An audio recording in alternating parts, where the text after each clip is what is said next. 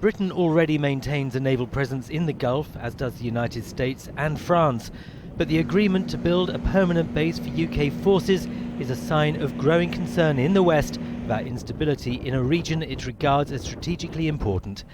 It's Britain's first new military base in the Middle East since it withdrew a permanent presence in the region in 1971. We will have the capability to send more and bigger ships and to sustain them and their crews in permanent facilities. A clear statement of our commitment to our sustained presence east of Suez. A reminder of our historic and close relations with Bahrain, and another example of our growing partnership with Gulf allies to tackle the threats we face together. Terrorist groups such as Al-Qaeda and Daesh are not the only terrorist threat we face. State-sponsored terrorism is also a problem. The prime example of this is Hezbollah, a terrorist organization that receives significant state backing and has recently expanded into Syria. The base will be built next to the existing American one at Mina Salman, which the British have been using for their patrols.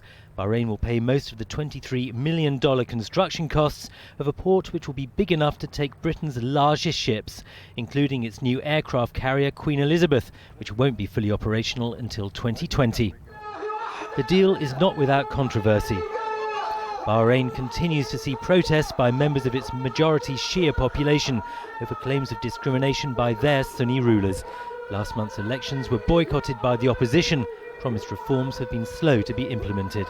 It was only a few weeks ago that the House of Commons Foreign Affairs Committee, reporting on the government, said the Bahraini government has not improved its human rights and reform situation sufficiently. It should be put on the list of countries of concern. So coming weeks after that, such a big political decision effectively rewarding the Bahraini government, I think that will raise some eyebrows as to whether that's the best way for the UK to push for reform in the Gulf. The agreement was announced at the 10th Regional Security Summit in Bahrain, a meeting of Gulf states and Western allies which has been dominated by the threat posed by ISIL in Iraq and Syria.